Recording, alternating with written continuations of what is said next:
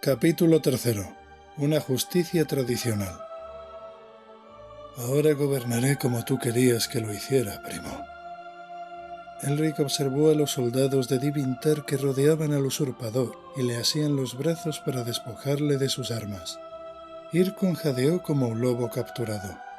Dirigió una mirada a su alrededor, como si esperara recibir apoyo del grupo de guerreros, pero todos le devolvieron la mirada con gesto neutro, o incluso con abierto desprecio. Y tú, príncipe Irkon, serás el primero en beneficiarte de ese cambio de actitud en mi gobierno. ¿Te gusta?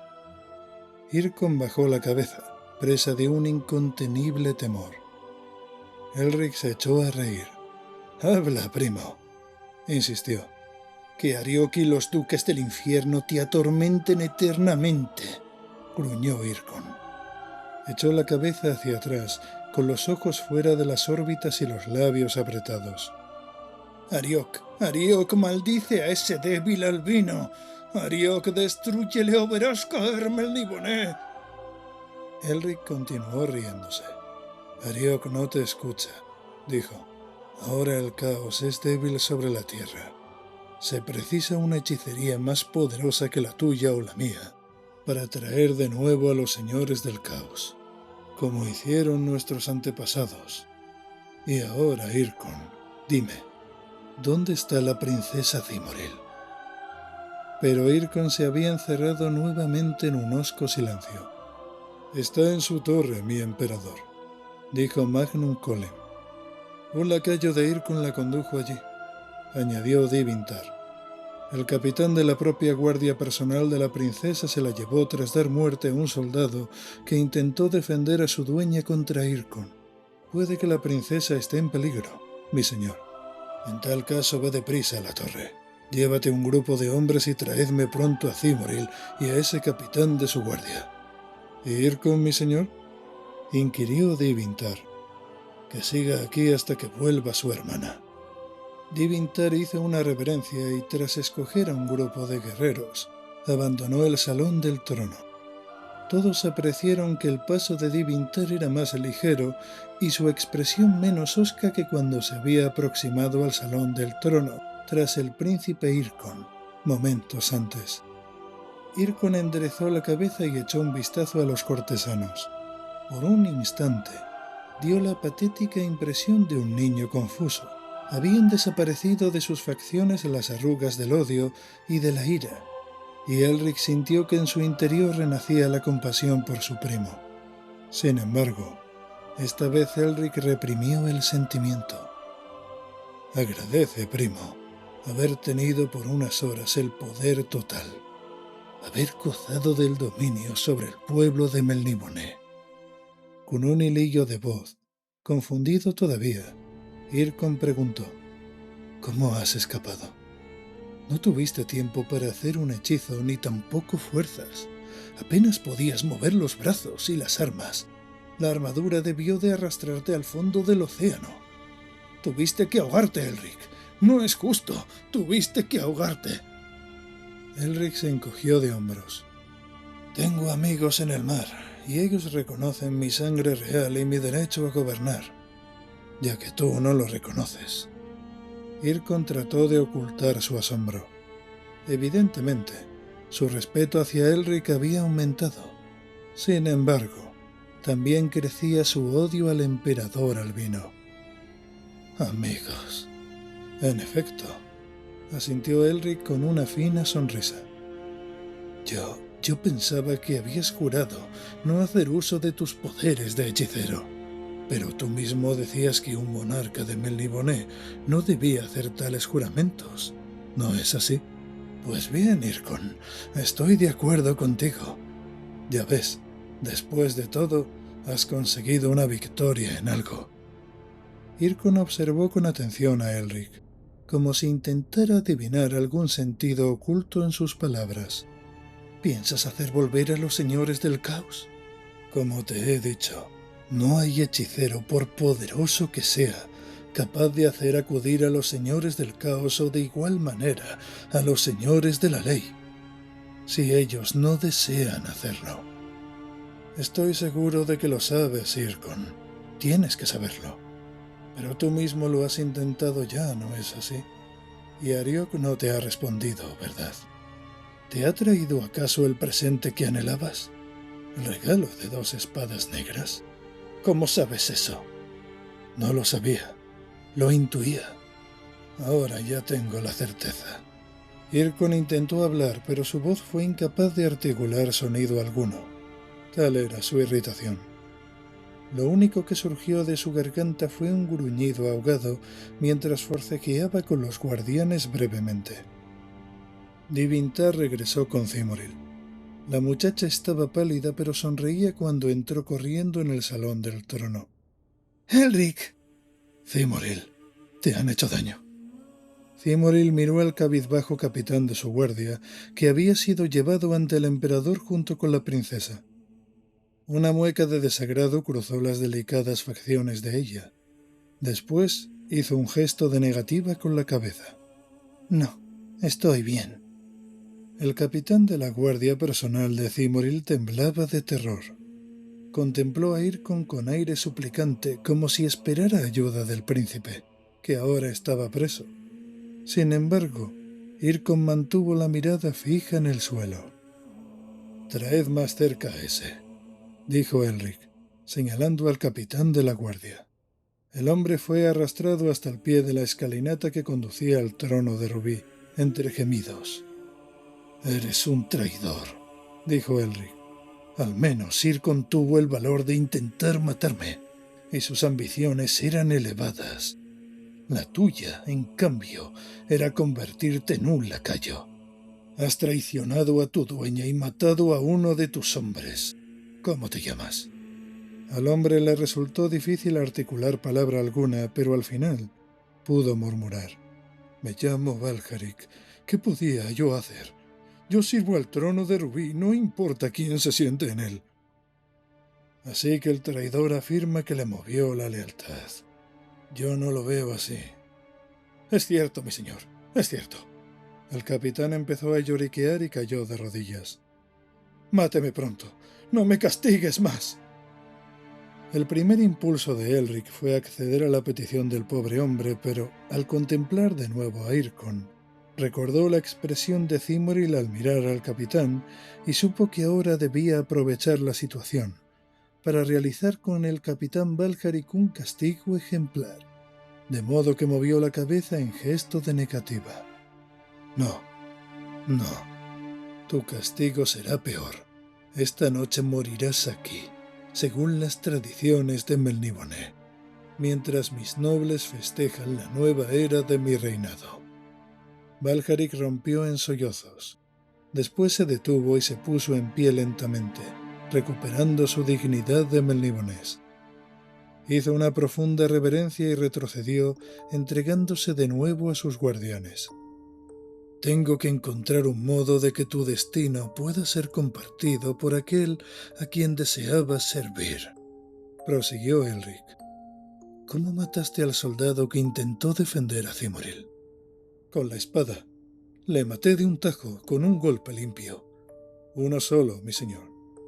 «¿Y qué ha sido del cadáver?» «El príncipe Irkon me ordenó que sus restos los diera a comer a los esclavos de la princesa Cimoril». «Comprendo. Muy bien. Príncipe Irkon, esta noche te unirás a la fiesta mientras el capitán Valjarik nos entretiene con su muerte». El rostro de Irkon estaba tan pálido como el de Elric. «¿Qué significa eso?» «Los pedacitos de carne que el doctor Burlón irá cortando de las extremidades del capitán serán el plato con el que celebrarás la fiesta. Tú mismo podrás dar instrucciones sobre cómo quieres que te la preparen. No esperamos que la comas cruda, primo». Incluso Divintar pareció asombrado ante la decisión de Elric. Ciertamente sus órdenes se ajustaban al espíritu de Melniboné y constituían una sutil y cínica mejora de lo que había propuesto el mismísimo Irkon. Pero no eran propias de Elric, o al menos eran inesperadas en el Elric que había conocido hasta el día anterior. Al escuchar su destino, el capitán Valharic lanzó un grito de terror y miró al príncipe Irkon como si el frustrado usurpador estuviera paladeando ya su carne. Irkon intentó volverse, temblando de la cabeza a los pies. «Y eso solo será el comienzo», advirtió Elric. «La fiesta se iniciará a medianoche. Hasta entonces, confinad a Irkon en su propia torre». Una vez conducidos el príncipe y el capitán fuera del salón, Divintar y la princesa Thimolil avanzaron hasta colocarse junto a Elric, que se había recostado en el enorme trono y tenía la mirada perdida en el vacío con expresión de amargura. «Has mostrado una refinada crueldad», dijo Divintar. Thimolil replicó: «Es lo que ambos se merecen». «Sí», murmuró Elric. «Es lo que mi padre habría hecho, y lo que habría ordenado Irkon si nuestras posiciones hubieran estado invertidas. Sin embargo, no hago más que seguir las tradiciones de Melniboné. Ya no pretendo ser un hombre libre. Aquí permaneceré hasta que muera atrapado en el trono de rubí, sirviendo al trono como Valharic había dicho servirlo». «¿No podrías matarlos a los dos sin dilaciones?», preguntó Thimoril. «Sabes que no suplico por mi hermano porque lo sea. Le aborrezco. Pero continuar con tu plan podría destruirte, Elric». «¿Y qué si es así? Deja que me destruya. Deja que me convierta apenas en una prolongación de mis antecesores, sin criterio propio. Déjame ser marioneta de fantasmas y recuerdos movidos por las cuerdas que se extienden más de 10.000 años en el tiempo». «Quizás si durmieras», apuntó Divintar. «No dormiré, me temo, muchas noches a partir de hoy. Pero tu hermano no va a morir, Thimoril. Tras el castigo, cuando haya comido la carne del capitán Valharic, tengo intención de enviarle al destierro. Se dirigirá solo a los reinos jóvenes y no se le permitirá llevar con él sus libros de magia. Tendrá que sobrevivir en tierras de los bárbaros. Creo que ese no será un castigo demasiado severo». «Es demasiado leve», dijo Thimoril. «Sería mejor que le mataras. Envía a los soldados ahora mismo. No le des tiempo a urdir otro plan». «No temo sus maquinaciones», dijo Elric mientras levantaba la mano trabajosamente. Ahora me gustaría que me dejarais hasta 1 hora antes de que comience la fiesta. Tengo que meditar». «Volveré a mi torre y me prepararé para esta noche», murmuró Thimoril mientras depositaba un leve beso en la blanca frente. Elric alzó hacia ella unos ojos llenos de amor y ternura. Levantó la mano y rozó su cabello y su mejilla. «Recuerda que te amo». «Recuerda que te amo», añadió ella. «Me ocuparé de que te acompañe una escolta hasta tus aposentos», intervino Divintar. «Y tienes que nombrar un nuevo jefe para tu guardia. ¿Podré ayudarte, princesa?» «Te lo agradeceré, Divintar». Dejaron a Elric todavía sentado en el trono de rubí, con la mirada en el vacío. La mano que de vez en cuando se llevaba al lechoso rostro temblaba ligeramente y ahora, en sus extraños ojos carmesí, se reflejaba la angustia. Tiempo después se levantó del trono y se encaminó lentamente con la cabeza hundida a sus habitaciones. Al pasar seguido de su guardia ante la puerta de la escalera que conducía a la biblioteca, titubeó unos segundos. El instinto le llevaba a buscar el consuelo y el olvido en cierto tipo de conocimientos, pero en aquella ocasión sintió un súbito odio por sus pergaminos y sus libros. Echó a ellos la culpa de sus ridículas preocupaciones por la moral y la justicia. Los culpó propiamente de los sentimientos de culpabilidad y desesperación, que ahora le abrumaban a consecuencia de su decisión de comportarse como se esperaba que lo hiciera un monarca de Melniboné. Así pues, dejó atrás a la biblioteca y continuó hasta sus habitaciones, pero incluso éstas le desagradaban ahora. Eran austeras, no estaban amuebladas según los lujosos gustos de todos los melniboneses, salvo su propio padre, que se complacían en desbordantes mezclas de colores y raros diseños. Haría que las cambiasen lo antes posible. Iba a entregarse a aquellos fantasmas que le gobernaban. Durante un rato, deambuló de estancia en estancia, intentando reprimir la parte de él que exigía tener clemencia con Valjarik e Irkon. Al menos, matarles y acabar de una vez, o mejor aún, enviarlos a ambos al destierro. Pero ahora era imposible volverse atrás de la decisión tomada. Por fin se recostó en un sofá colocado junto a una ventana desde la que se contemplaba toda la ciudad. El cielo estaba lleno de nubes turbulentas todavía, pero en aquel momento la luna brillaba en un claro como el ojo amarillo de una fiera peligrosa que parecía mirarle con una cierta ironía triunfal, como si saboreara la derrota de su conciencia. Elric hundió la cabeza entre las manos. Más tarde entraron los criados a comunicarle que los cortesanos se estaban reuniendo para la celebración. Elric dejó que le vistieran con su ropaje amarillo de ceremonia. Tras colocarse la corona del dragón en la cabeza, regresó al salón del trono y allí fue recibido con estonteros vítores, más efusivos que en ninguna ocasión anterior. Agradeció el saludo y tomó asiento en el trono de rubí, repasando con la mirada las mesas que ahora llenaban el salón para el banquete. Los siervos colocaron ante él una mesa y 2 sillas más, pues Divintar y Cimoril se sentarían junto al trono. Sin embargo, Divintar y Cimoril no habían llegado aún y tampoco estaba presente el renegado Valjarik. ¿Y dónde estaba Irkon? Los dos deberían de encontrarse ya allí, en el centro del salón. Valjarik encadenado e Irkon sentado debajo de él. El doctor Burlón estaba presente, junto al brasero sobre el que tenía sus utensilios de cocina y se dedicaba a afilar y probar sus cuchillos. El salón estaba lleno de cuchicheos nerviosos y la corte aguardaba a que la diversión empezara.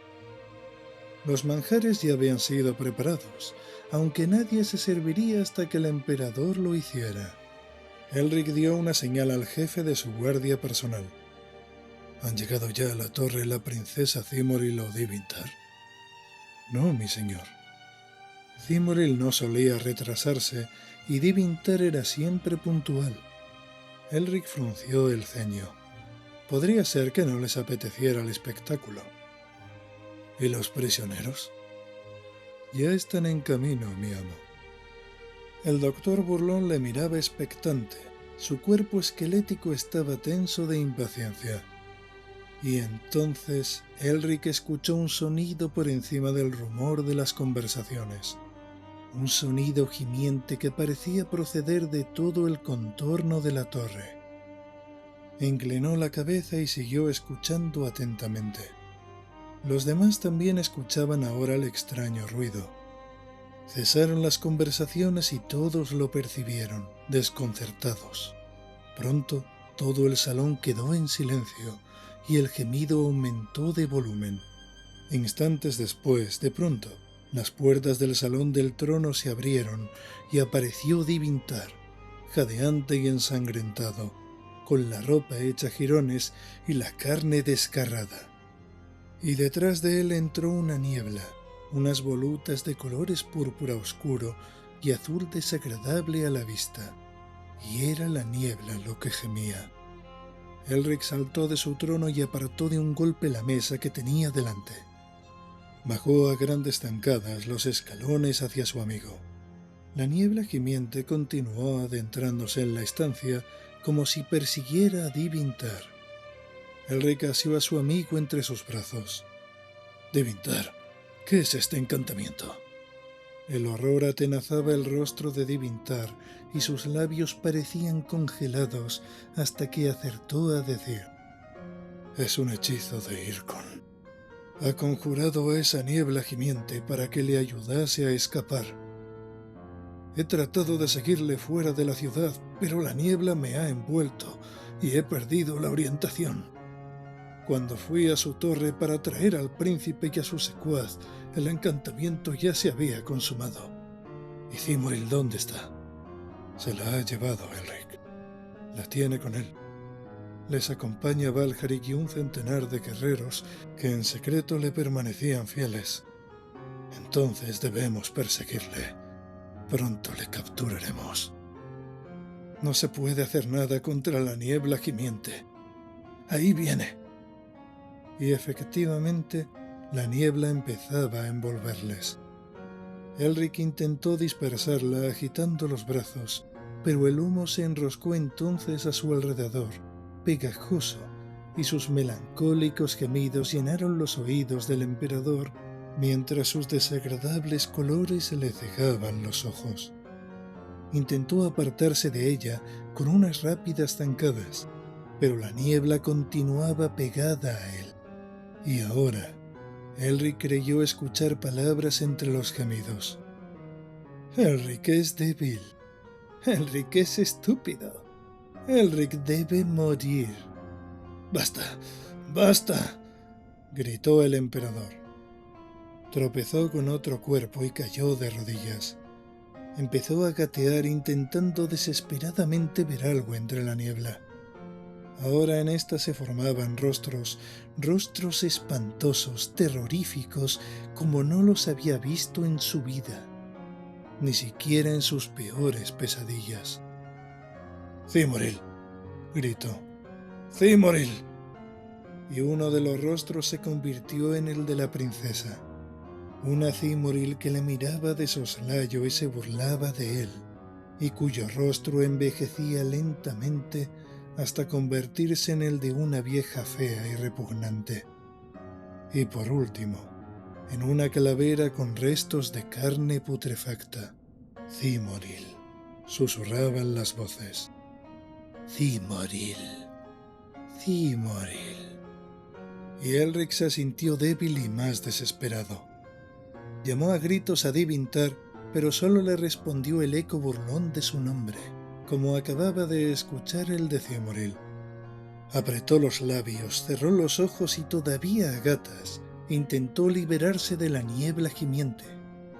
Sin embargo, parecía que pasaban horas hasta que los gemidos se convirtieron en suspiros, y estos en leves briznas de sonido. Trató de levantarse y abrir los ojos para ver difuminarse la niebla, pero le fallaron las piernas, y cayó sobre el primer peldaño de la escalinata que conducía al trono de rubí. Una vez más, había hecho caso omiso de los consejos de Cimoril respecto a su hermano, y una vez más le había puesto en peligro. El último pensamiento de Elric fue muy sencillo. «No estoy hecho para vivir», pensó.